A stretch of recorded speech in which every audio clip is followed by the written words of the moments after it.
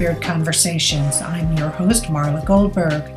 This podcast has been created with you in mind to acquaint you with some of the most incredible metaphysicians and spiritual leaders from around the globe who have helped others change their lives. In this interactive hour, you will be offered insights and techniques to help you make a difference in your life. Don't forget to subscribe to the show on your favorite listening platform. And here we go, on to the show.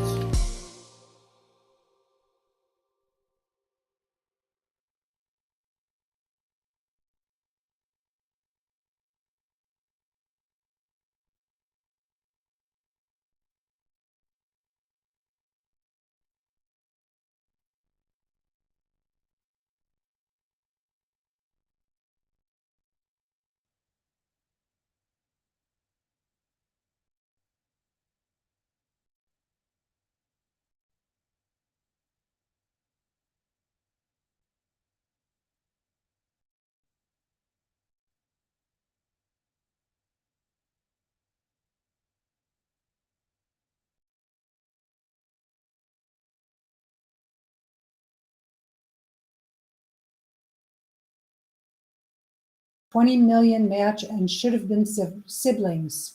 Since that time, her spiritual life has grown. Amy has written a book about her spiritual journey through the kidney donation process called Daring to Believe. In addition, she has started a podcast called Butterfly Kisses, a journey through spiritual transformation. Amy believes that life is a continuous journey of transformation and healing. We create and manifest our life based on the choices we make. It's all about experience our divinity through our humanity. We are spiritual beings having a human experience, and everyone has a story to tell. That's the beauty of being in this world, this wonder-filled world. So welcome, Amy. How are you doing today? I am well. Thank you for having me today. This is such an honor. I'm so happy you were able to make it with us. So, as I always like to start the show, I want to start at the beginning. So prior to hearing your voice, what were you doing in your life? Well, I thought I was living life very simply. I was married. Both my boys were in high school, and we were just having just a normal everyday life. I was meditating and spending quiet time, and I asked God, I was like, use me for whatever you want to use me for. Never in a million years did I think that he would ask me to give a body part. And how did that come about? How did you hear the message that he wanted you to give up a kidney?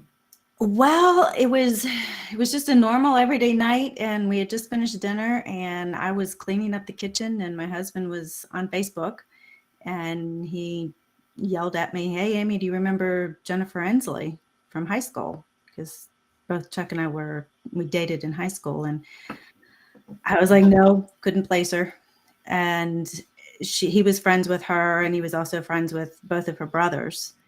And he went on to tell me that she had created a Facebook page looking for a kidney for her brother David. And he went on to tell me the story of how David was really sick and how he needed a life-saving kidney. And I remember just as plain, like us here talking today, saying, well, I really hope that somebody steps up to help him, because I had so much compassion for him. He was married to his high school sweetheart, and he had two girls who were still in high school. Well, one I think was still in middle school, Leslie.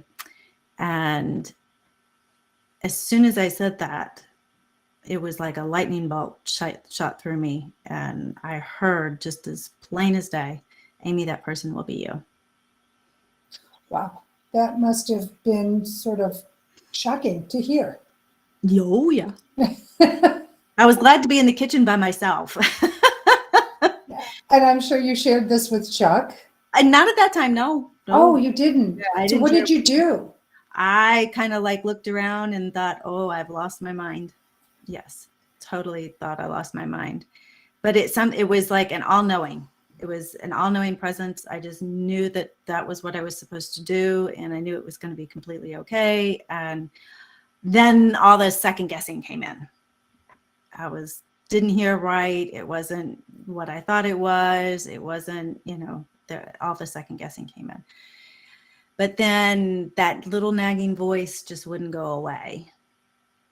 So I would sneak onto my husband's Facebook page so I could check out Jennifer's page and posts and see what was going on. And so I said, God, okay, if you really want me to do this, you have to send me a sign. And it's got to be a big one, like neon colored, shining in your face. And for whatever reason, I had just found out that what my blood type was. And, I had never known in 40 years what my blood type was. And it's O positive. And she had just posted on her Facebook page that David was O positive. And I'm like, darn. All right. Can I have another sign? Send me another one. And so that's when I talked to Chuck and I told him, I said, honey, I've been thinking, I think that I want to donate to David. And I remember that conversation like it was just yesterday because he thought I was off my rocker and he about choked on his dinner at that point. But I was like, to be honest with you, I was like, it's never going to happen. I'm never going to get approved. One, I did way too many drugs in high school. I'm healthy. I'm healthy now. At that point, I was really healthy, but I didn't think I would ever get approved. So I was like, okay, God, I will just go ahead and fill out the paperwork and we'll go from there, So I called the number, said, I wanted to donate. They sent me a packet in the mail that was like this thick. Wow. I mean, it was, yeah. And they wanted to know everything. Give me 1 second for the listeners. When Amy just said this thick, it probably had to be like 8 or 9 inches thick. I mean, it was huge. It was an encyclopedia. I mean, it was thick, and it really shocked me. And it took me a whole weekend to fill out because it was a very detailed questionnaire, and you had to give a lot of information. So I filled it out and I mailed it back in and said, okay, God, it's up to you. I've done my part. I've done my part. And then I got a phone call and I was like, okay. And she says, well, I think you may be a match. Why don't you come in and we'll do some blood testing to see if your blood is a match to his. And I was like, okay. Well, I was out of town at that time, actually. And so I told her, I said, well, when I get back in town, I'll stop by and do the blood work. And still thinking there's no way I would ever get approved. That's when I found out I was a perfect match for him. And literally on a scale of 0 to 6, with 0 being no match whatsoever, you're not a match at all, and 6 being an identical match or identical twin, I was a 3, which is a sibling. Wow. Yes. And so my brother and sister would always joke that I was the milkman's baby. And so they said that proved that I was. Isn't it funny how the DNA works? Yeah. I mean, we were a perfect match. And because of that, David didn't have to take as many anti-rejection drugs as a result. This was aligned.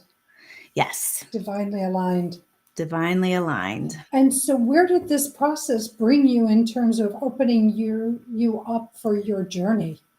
Oh, I write about it in the book. It was a really interesting process because there was a lot of faith that had to go into this, a lot of belief, a lot of opening up, because I had to have some really serious conversations, not only with myself, but with my husband, with my family, with my mother. Both my mother and my husband were terrified for me because I was putting myself basically in harm's way for somebody whom I didn't know. But I felt very called to do this. And I just knew, I can't tell you how I knew. I just knew that I was going to be okay. And no matter how many times I told my husband and my mother that I was going to be fine, I couldn't couldn't take away their questions, and I couldn't take away their wondering, but I just knew it was going to be fun. And then we had to go through, I mean, they do a lot of testing. If you ever want to donate a kidney, or you're ever thinking of donating a body part, I mean, you go through a lot of testing, and there is Isn't there psychological testing as well as the physical testing? yes, you actually have to speak with a psychiatrist, and I really thought they were going to lock me up. At this point, I still hadn't told anybody that I had heard a voice.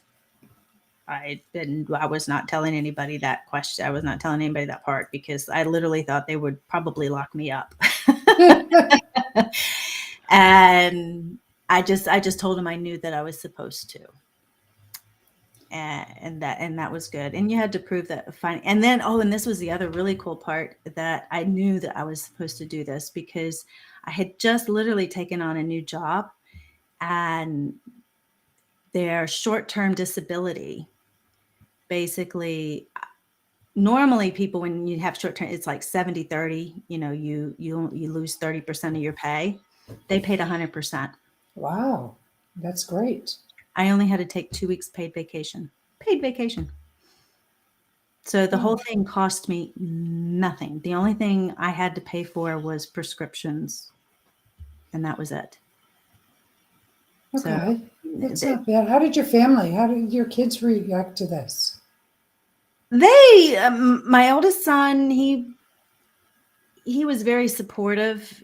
And to be honest with you, I think he probably would have expected it from me. I don't know if that makes any sense. But he was very proud. My youngest son, he's my stepson. He was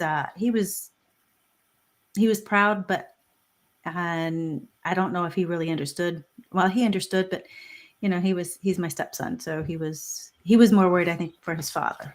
Okay. Than anything. And but everything and they were both very supportive. They were both very supportive. It was my mother and my husband who were the ones that really worried. But they were both there, and they both had my back, and they both were very supportive as well. And so going back to your spiritual journey, how did things open up for you where you started to change your path of life? Yes. Well, it was after the surgery, after the donation, after all that, I went down a different path, because hearing a voice and going through that process and knowing that what I was doing was, I think I was born for. I was put on this earth to do that. It opened me up to other realms, and I kept saying, "Okay, God, show me who you really are. Lead me. I want to know more." And it was like onions started to peel, layers of onions started to peel back, and other opportunities started to open up, and my vision, I guess, of the universe, of God, of angels started to appear. And I found out about the Akashic Records and opened those up. I mean, the whole universe really opened up when I decided to say yes. And I dared to believe in something bigger and greater than myself. And I realized that I'm more than just this being in this body. I am spirit as well.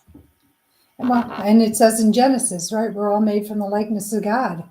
So to me, that means each and every one of us has God inside of ourselves. Yes. So it's not an accident. It's just when we, start to awaken, start to blossom in this journey of ours. Some never do, some do early, some, it's their timing. And I take it's not only is God inside of us, but it's God experiencing life through us.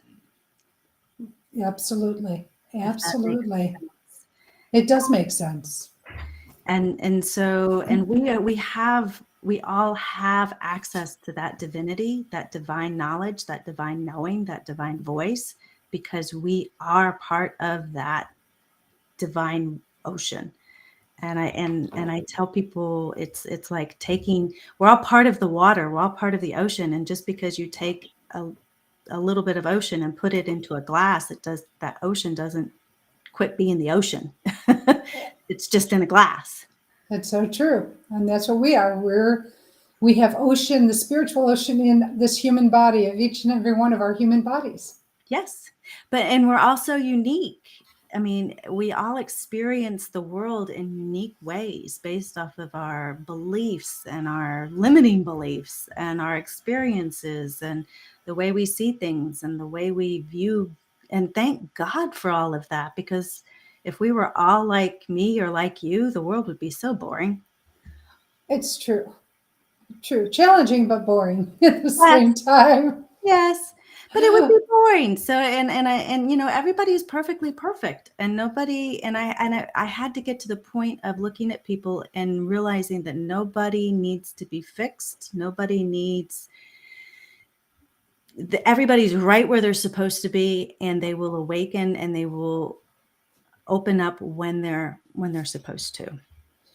It's so true. A long time ago, someone said that to me, and it's sort of like, you know, stop with the what ifs and buts and those little words, and understand you're where you are. You're where you're supposed to be. You're experiencing it because of what? How do I say this? You are where you are because of what you need to experience. Mm-hmm. And it was like, no.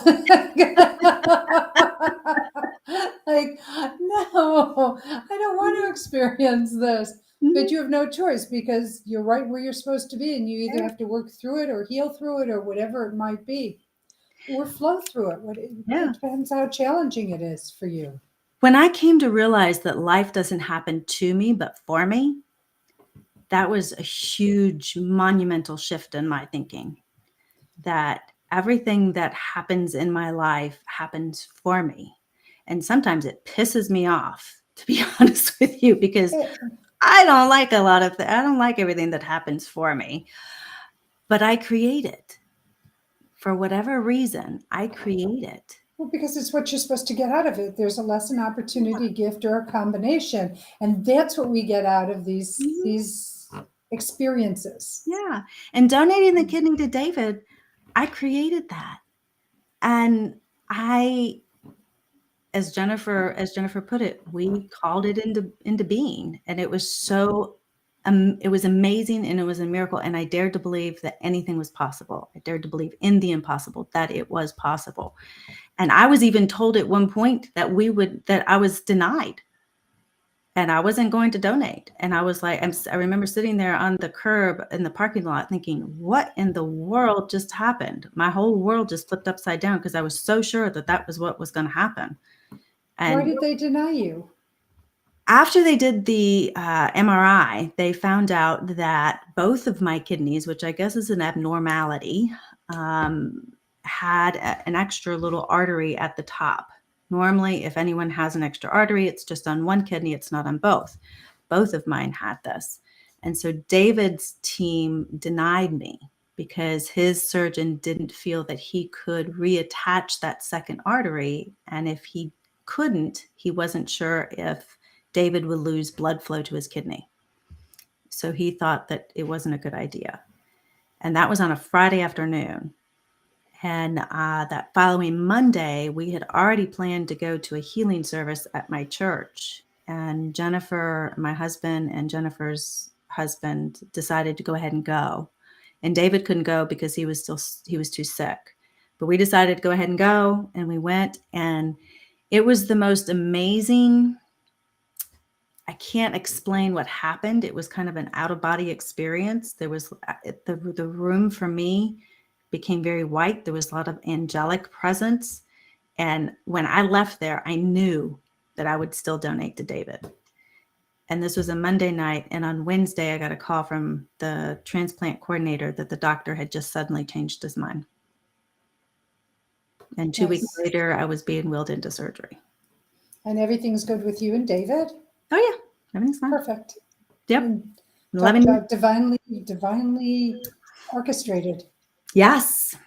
So let's go back to the Akashic Records, though. What brought you what got you interested in reading it? And for those who don't understand what Akashic Record reading is, could you get more detailed about what you do, what you find, what you communicate, and what the client's responses are? Mhm. The Akashic Records are, some call it a library, some call it a place. I see it more as like a information superhighway for the most part. It's a place where everything that you've ever thought, done, and said is stored, and it's actually very biblical. It's in the Bible, and every lifetime that you've ever had is stored in there. And it's accessible to anybody and everybody. And if you do Reiki, you're actually going into the Akashic Records. When you're praying, you're going into the Akashic Records. When you go to sleep at night and you're dreaming, your soul goes into the Akashic Records, and you do a download of everything that's going on in your day, because everything that you think, do, and say is stored there, and you have access to all of that information, but not a lot of people know how to access it. But isn't it also not what you do, say, and think, but it's what people do to you also, and your reaction to it also gets recorded into the records? Anything that has energy or vibration. That's a great way of putting it. I like that. Anything with energy and vibration goes into the record. Yep. A business can have an Akashic Record. A place can have an Akashic Record because there's energy, there's vibration within that place as well.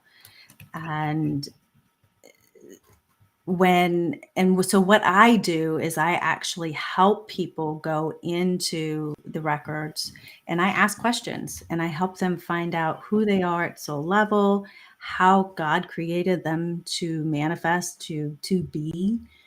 And then based off of their intention for the reading, I actually, we do a clearing process, and I go through past lives, I go through present life, and then we ask questions, and then we can meet. I can introduce them to their spirit guides if they want, because everybody has spirit guides. We do not do this life on our own.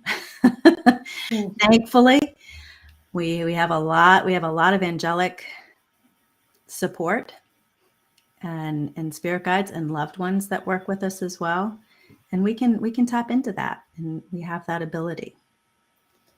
And so with your intuitive, you have an additional intuitive healing ability. Is that in addition to the Akashic Records reading? Yes. And actually, by going into the records, I awakened my intuitive ability. I hear mostly, I hear voices, but Okay. I also see visions, more like movies almost at times.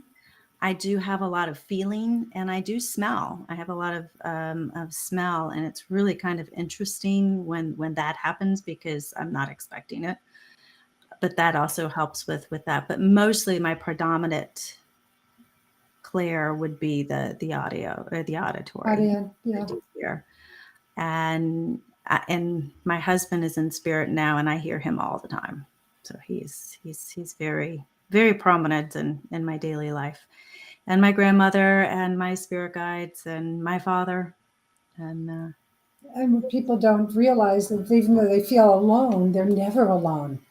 You have so many beings on the other side, ancestors and the angels and the guides, guardians, I can go on and on and on, that are there waiting for you to talk to them, waiting for you to ask for what it is you want, what you need, what you desire, so that they can conspire to start working with you.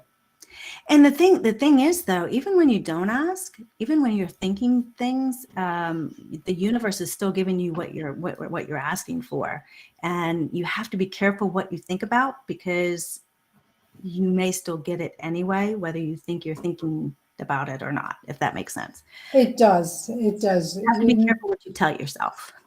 The self-talk, oh my God, is so important, because everything, where your thoughts go, energy flows, and then it comes back like a boomerang. So if you're throwing out negativity and negative self-talk, it comes back to you. I'll give you an example. Last night I almost got killed by a semi as I was driving And, initially it's like, oh my God, you blah, blah, blah. And then when I was done, it's like, oh my God, I'm so sorry. I'm so sorry. Clear, clear, clear. Because I don't want that coming back to me, even though it was done out of human emotion based on the Mhm. fact that I almost lost control of my car because of this truck going into my lane. I still wanted to stop that energy and didn't want it, Mhm. being sent back to me. And yes. So even when you do something, though, you can clear it, you Mhm. can stop it from coming back. Mhm. Oh yeah, You definitely. just have to be conscious of what you're thinking and doing and saying. Oh yeah. I mean, because we're all human, and Yes, we are. we're here to experience, and we're here to have experience. I mean, we're here to experience ourselves as human or as divine in a human body. And part of that is just having the experience. And part of that is having grace and giving yourself the ability to say, you know what, I screwed up.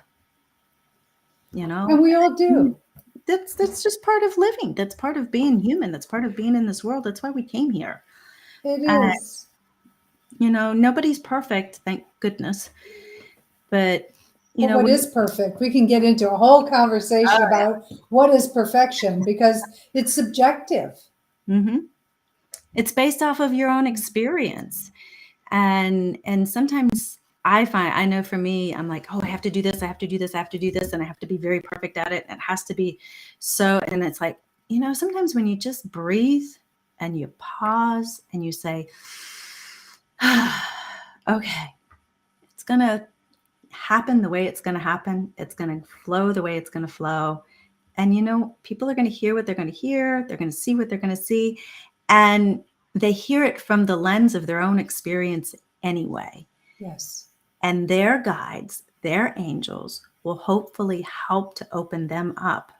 And, you know, It's true. I agree with you 100%.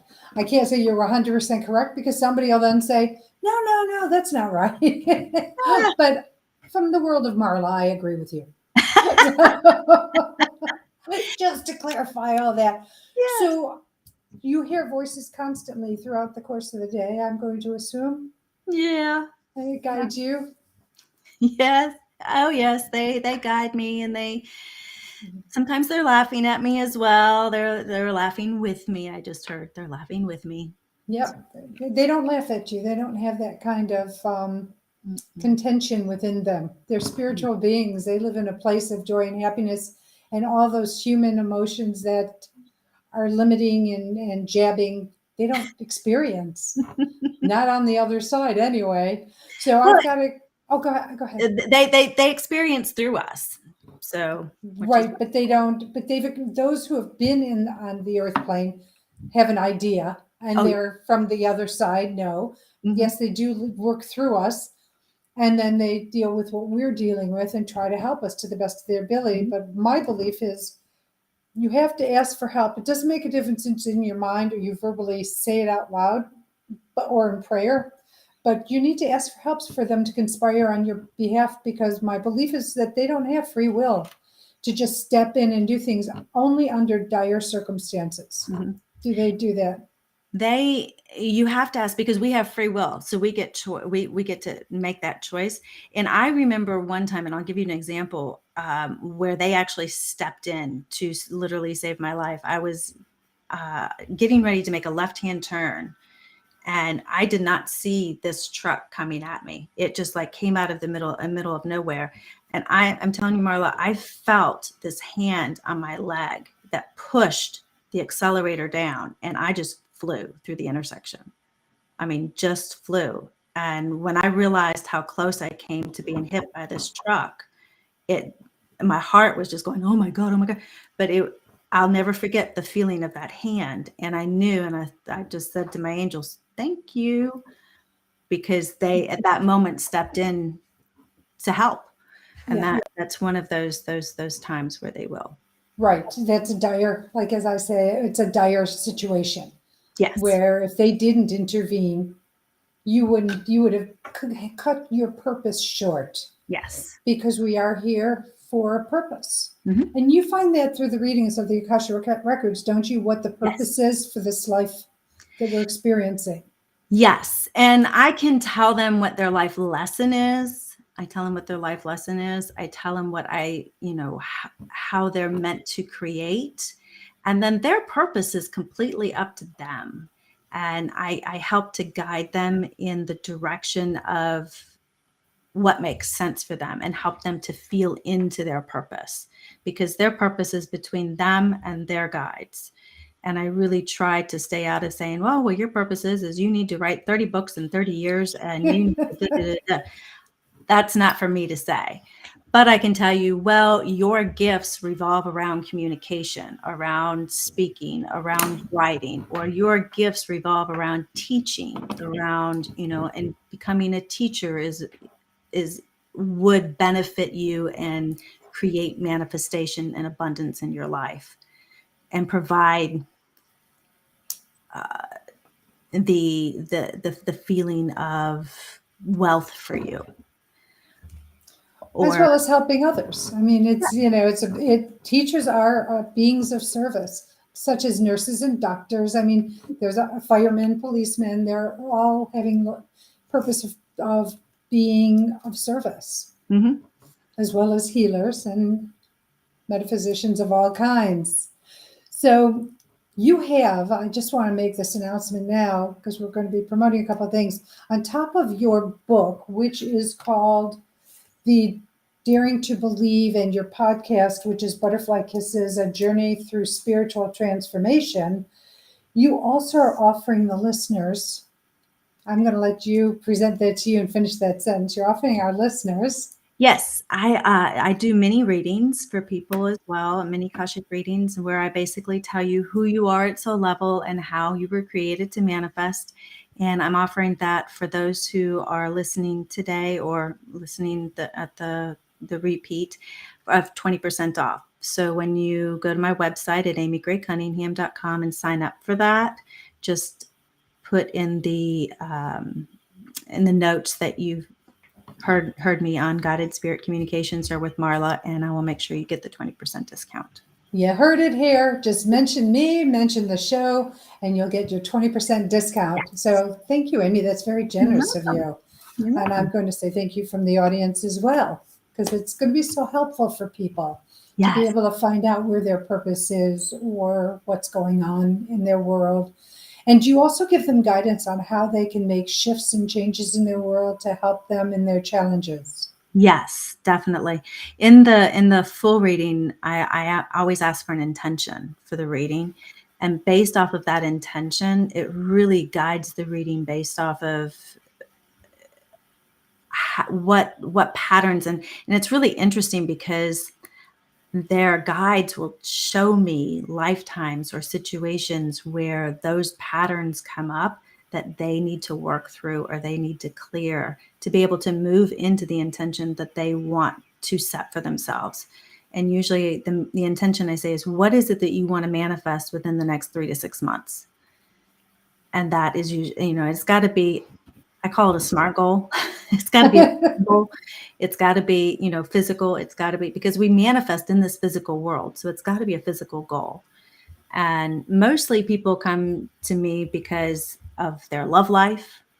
They're wanting to either attract someone or they're having issues with their relationship. They're having issues with their job. They want to attract a new job, or their finances. That's another really big thing. Which of these are the topics that a psychic, people go to psychics. It's like, tell me when I'm going to meet my love. Tell me about my job. Will I get the promotion? Do I need to change jobs? It sounds very, very similar to that. Do you feel that psychics get their information from the Akashic Records as well, but not realizing it's from the Akashic Records? Oh, yeah. Because it's the same thing. Definitely. Okay, so somebody said, where are my Akashic Records? Where do I find them? What kind of an answer do you give? The Akashic Records are housed in the 5th dimension and above. And we live in the 3rd dimension. And everybody thinks of it as kind of like stacks, but it really is, it's all one. It's kind of hard to explain. But for visual perspective. I mean, we live in this third dimension where, you see this pencil. So this is the third dimension. You feel, touch, see. The fourth dimension is where our minds reside, and you can literally time travel. You can go to the past, the present, the future. Your thoughts are housed there. And then the fifth dimension is where the Akashic records are. That's where the spirit guides are. And then you go on up. I'm told, I think there's like 12 dimensions. I think there are too. So let me ask you a question. Now that people are talking about, we're in the fourth dimension, moving into the fifth dimension, how does that all relate or flow with the third dimension reality that a lot of humans are at? Creation starts with thought. Everything that has ever been manifested started with a thought. If you think about your iPhone, I mean, or you think about a book, or you think about, once again, this pencil. Somebody had to think this pencil into existence. So it starts with a thought. And usually that thought comes from an inspiration that came from a spirit guide or somewhere in the fifth dimension. So it goes from the fifth dimension down to the fourth dimension, which is the thought that and then you have to put it into action, because just thinking about this pencil does not create this pencil. You actually have to manifest it by doing something about it. Create this, designing it, prototyping it. Yeah. I mean, it takes action. So, and we live in the third dimensional world. So everything that we do has to involve action, taking some sort of action in order to manifest. Now, in the fifth dimension, it just happens. I mean, you think it, you imagine it, you whatever, and you're there. You want to go play golf, and you're just there. It just happens in an instant. There's no time in the Akashic records. There's no time in the fifth dimension. It's just all one. Whereas like in the fourth dimension, like I said, you can time travel, you can go back and forth, you can go to different places, you can dream, you can go to people's houses, you can see, you can do lucid dreaming in the fourth dimension. There's a lot of different things you can do in the fourth dimension. But in this third dimension, it's very slow, and it takes time, because everything is based off of time, which is kind of cool, because, when you're pregnant, you don't necessarily want to find out you're pregnant and then poof, there's the baby. And not have that experience of the whole pregnancy and the growing and. Yeah. And it literally takes 9 months to get ready and prepared. I mean, emotionally, financially, physically, putting the crib together. I mean, there's a lot of things that take place within those 9 months, thankfully. And then when, the time comes, you're ready to give birth. It's the same thing with any project or goal that you want to manifest. You literally have to go through the steps, and you have to go through the preparation as well. So, and I help people with that. I think that sounds like such a necessity for life, to be able to, because not everybody understands that they have the guides. They're not open to them, and they just want a human being to guide them, opposed to trusting their instincts. So guiding them through something like the Akashic Records reading sounds amazing. Yes. And one of the things I do is I teach them how to go into their own records. I teach them how to sit in meditation and to tap into their own records, because I want to empower people to be able to do that on their own. And it's very easy to do. It's not complicated. What complicates it is our ego. What complicates it is our thoughts. But it's limiting beliefs. Yes. I can't do it. It's way out there. It's outside of, it's really inside us. It's inside. Well, it's everywhere. It's everywhere and nowhere all at the same time. And once you can wrap your brain around that one, it becomes really easy. I love the fact that you teach people how to tap into their own records, because many people don't, because they want you to keep coming back over and over and over again, which a client may do. But isn't it nice that they don't have to depend on you? Because there is, not with everybody, but there tends to be like healer or psychic dependency. give me more information. And so instead of doing your own work, you're relying on somebody else to give you the information instead of learning how to do it. It's the difference between getting a fish dinner and catching a fish so you can keep making your own fish dinners. It's our innate right as spiritual beings. It's an innate right to be able to tap into the records because it's ours.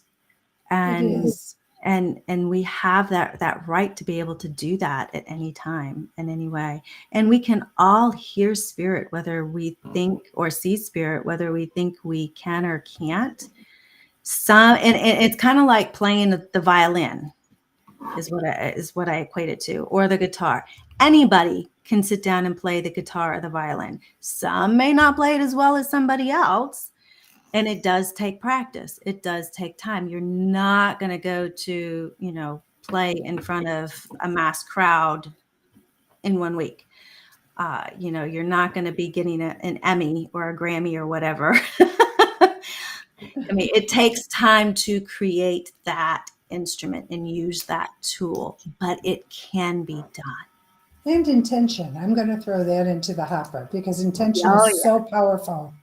You set the intention, you can do anything you want. Everything is possible. Oh, I love that. It's so true. It's charity shout out time. And your charity is the National Kidney Foundation of North Carolina. So let's talk about why, even though we did speak a little bit about your journey, but why this is so powerful for you. I have been on the National Kidney Foundation for, good gracious, 9 years now. And I'm actually the chair of the National Kidney Foundation of North Carolina. So I did not know that. Congratulations. Thank you. They just asked me this year to step into that role. So I have stepped into that role and I absolutely loved it. And so, yes, that is my charity of choice. And what we do is we go out and we help people. We do a lot of testing for kidney disease. We do a lot of education for kidney disease. If you have a company and you would like for us to come in and do kidney testing, we can do that. We also do trainings for people on what it means to have kidney disease. And we also teach people how to do the big ask, how to ask for a kidney, how to ask someone to be a donor.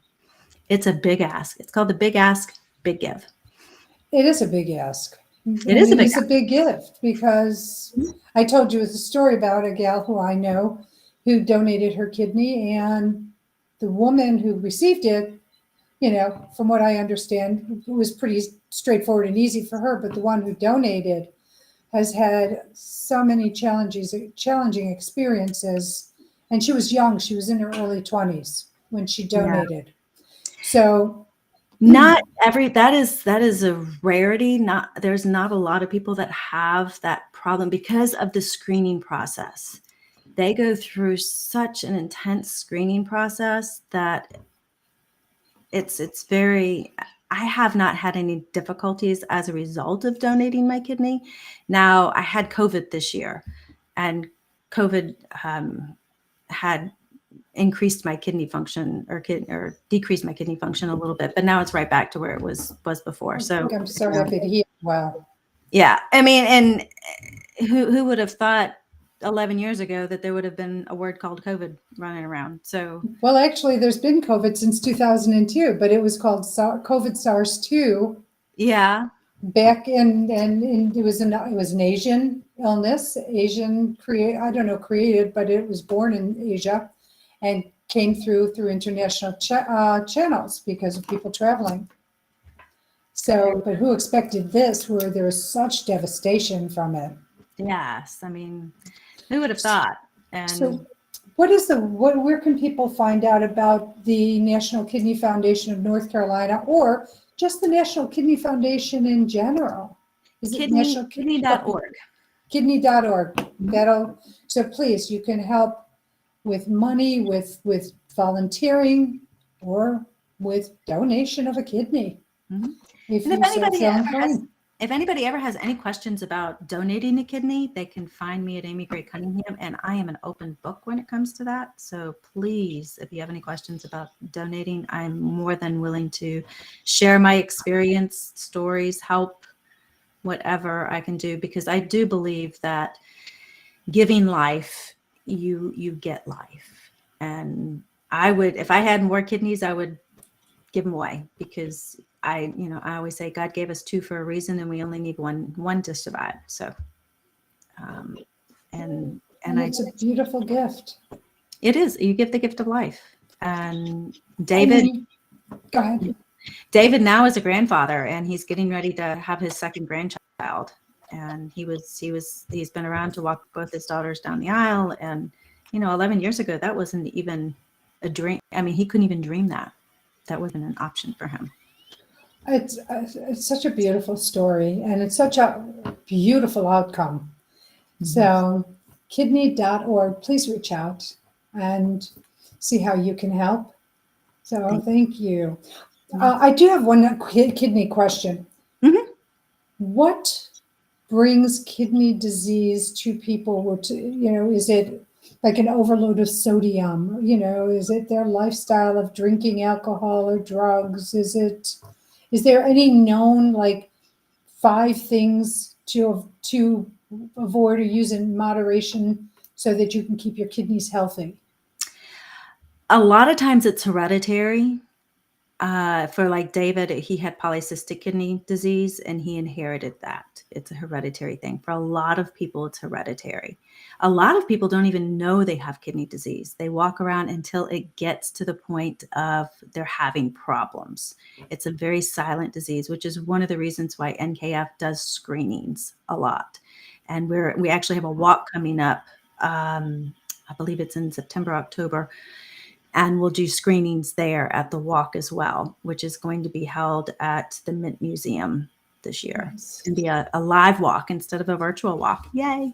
How lovely. Yes. And so give me five symptoms that people may not know that they're experiencing kidney disease. Do you have? If they're drinking a lot of water, their sodium intake is going to be high. I'm not sure of all the different symptoms, because like I said, you can, because it's silent, but you may not have any symptoms at all. So going and having a regular physical with your physician every year, and having your GFR and your creatinine level checked every year is a must, because that will let you know if your kidney function is going down. And then, diet, exercise is a must. Having a healthy diet, exercising every day to keep your kidneys flushed. Alcohol does not actually go through the kidneys. It goes through the liver. Okay. However, it does dehydrate you, which goes through the kidneys. Drinking plenty of water.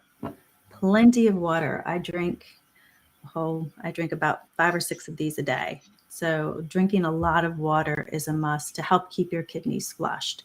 But sodium, drinking those energy drinks, that's probably one of the worst things you can put in your body, are those energy drinks that a lot of people drink. Because there's so much sodium in there? So much sodium in there. And sodas actually are just as bad, regular, like Cokes and Pepsis and Mountain Dews. Yeah. People are probably like, be quiet, Amy, be quiet. Where's my Mountain Dew? I know. I know. I weaned off of soda in 1999, so I understand where people would be saying, "No, I can't live without it." The reality is, you can.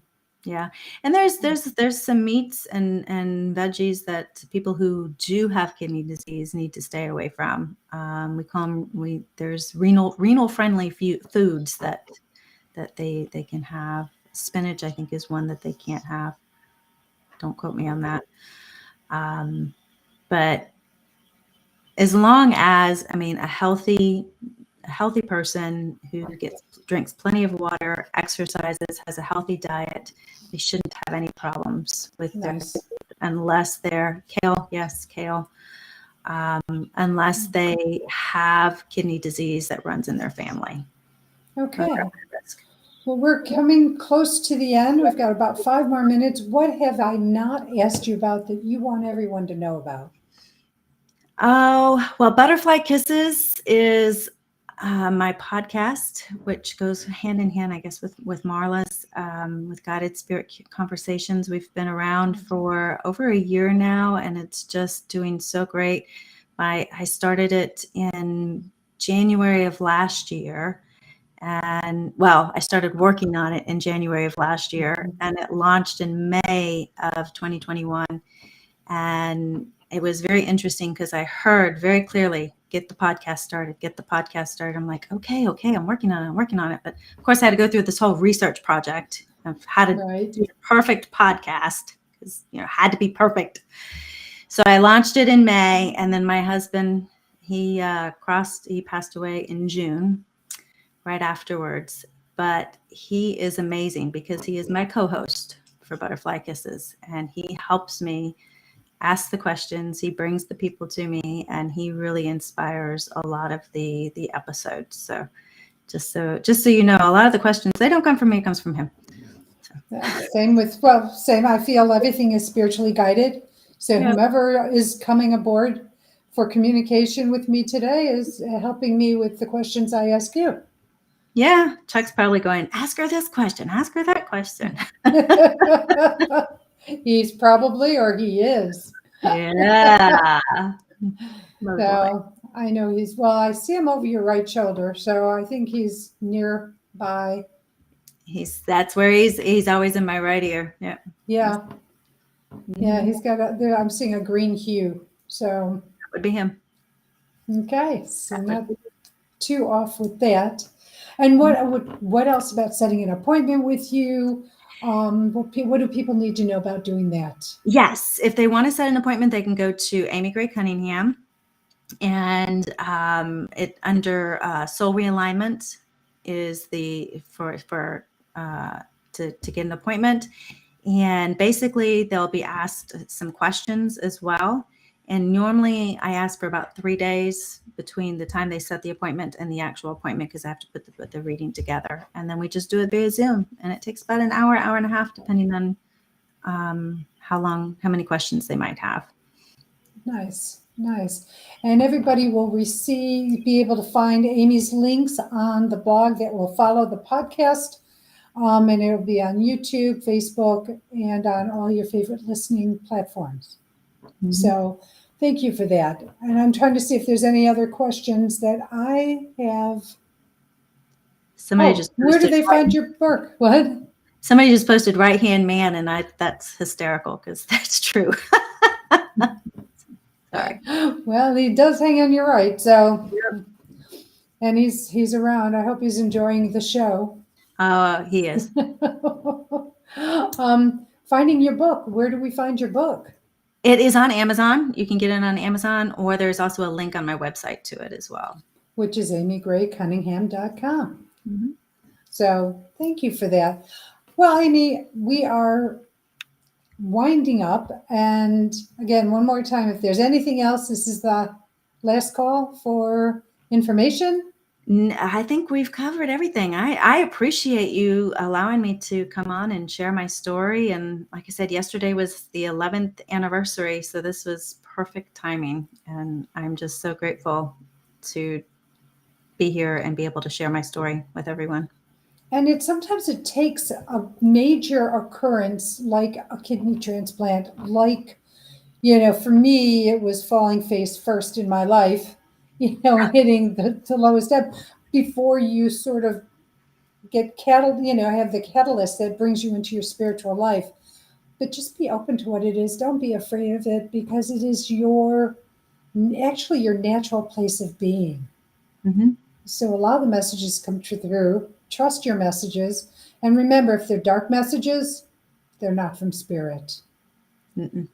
For 3 people who I'm thinking about the recent shooting in Highland Park, Illinois.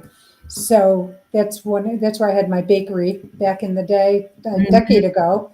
Mm-hmm. So I love the community. Thank you, Debbie. And I love the community there. And it's just so heartbreaking that people, have these guided thoughts. But if they're dark, that's not spirit. And if they're dark, please reach out and get some help. Dark usually means ego. Yes. Yeah. It does. And so you just want to get, not cause harm to other, because even though this is a whole different conversation, but even though in pre-birth planning, all of this was aligned and Mhm. all the people who transitioned based on him all agreed to this, it doesn't make it any better in our human form. It Mm-mm. just doesn't make it any better in our human form. We, So we still miss them. we do. We absolutely do.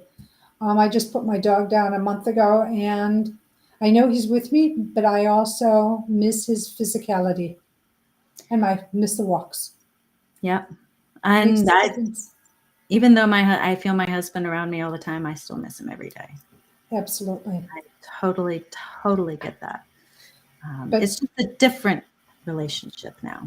yes, and I'm going to say, for all those people who miss their loved ones on the other side, talk to them.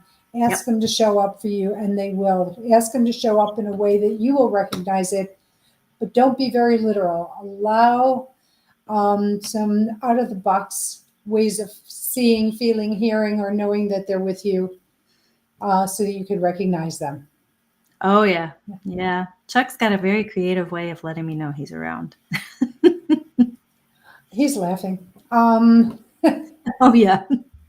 He is definitely laughing. So thank you so much, Amy, for being a part of the show.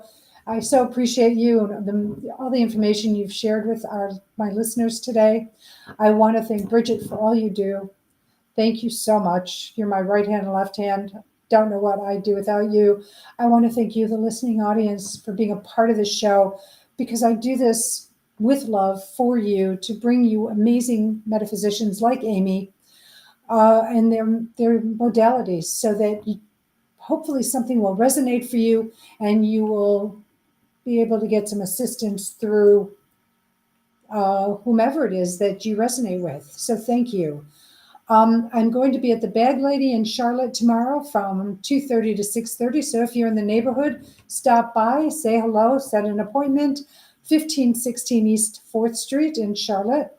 Also, if you like the podcast, subscribe to it, like it. Don't miss one single episode. We've got more amazing metaphysicians coming up this year and incredible shows for you. So thank you so much. As I leave you, as always, I send you love, blessings, and gratitude in whatever capacity you're in my life. So happy and grateful that you're in it, because not only are you my student, you are my teacher. And not only may I be your teacher, I am your student. So thank you. And if you haven't heard these words today, let me say them to you. I love you. You are loved, not just by me, but by many. They may not be in the physical plane, but they're there loving you from the other side. So if you need something, ask for it. Whether it's thought or verbally, ask for it so they can start conspiring on your behalf. Until next week, as always, I stay well and enjoy your summer. Take care. Bye for now.